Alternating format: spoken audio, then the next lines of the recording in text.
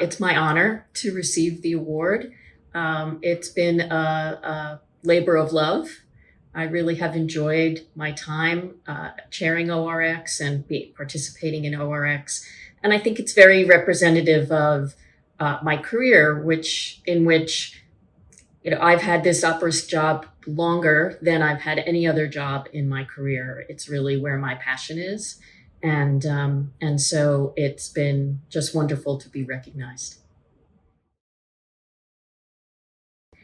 So interestingly, I joined ORX and got involved in ORX about 10 years ago. When I joined the board. But I did work with, tangentially, and not on this, I did work with Joe Sabatini and some of the originators of ORX. So I kind of consider it a bit of legacy and history of the organization to have been able to get involved again. I became involved in 2016 and then served as chair for 6 years. At first, my interest was really being able to show how our firm compared to everyone else. It was a somewhat insular view. And very quickly, I realized that there were all of these challenges that everyone was facing that we could solve much more easily as a group than we could as individual firms.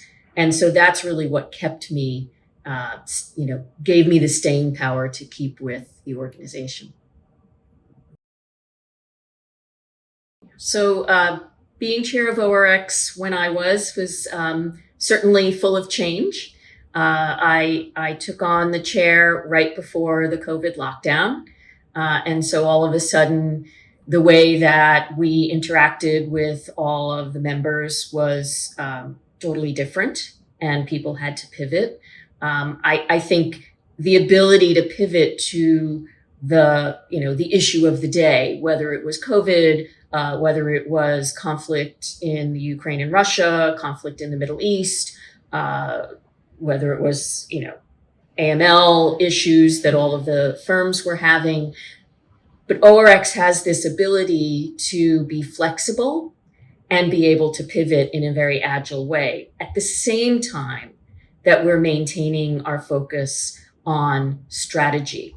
The launch of Agora is certainly a big accomplishment, not of mine, but of the organization's.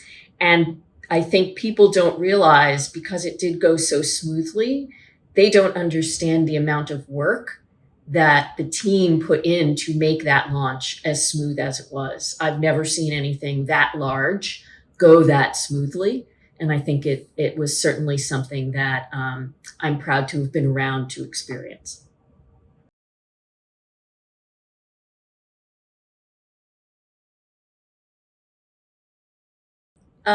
So I would say a few things.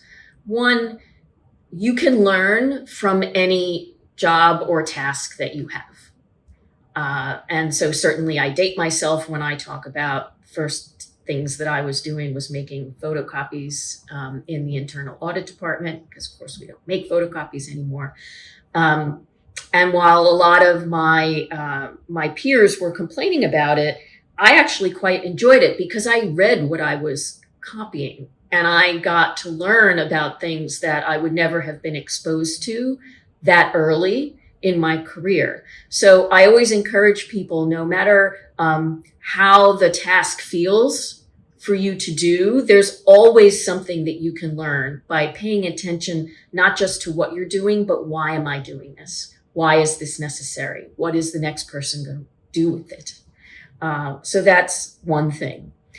The second thing is we all work very, very hard. So I always say, if you work very hard, you have to rest very hard. And that means being very intentional about taking vacation and also about figuring out a way to get rests during the day and a way to kind of rejuvenate yourself during the day I no longer remember the title because I read it a long time ago, but I read a book that was trying to apply techniques used in sports to business. And until I read that, I had no idea why the tennis players always bounce the ball before they serve. It seemed to me like, they're wasting a little bit of time. Why aren't we just moving on? And in fact, that's their opportunity to slow things down in their mind, in their body, and to really focus. And so that's very purposeful. It's not just a habit. And I think creating that purposeful way to relax during the day is something that's very, very important.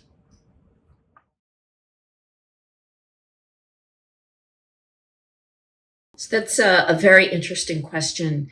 I think that it's not as much how operational risk has changed, it's how the business environment has changed. So, we've gone from a world where, you would settle securities 3 days later, 5 days later, maybe even longer in certain markets, to an environment where transactions are instantaneous and in some cases unrecoverable, right? It is what it is and you can't undo it.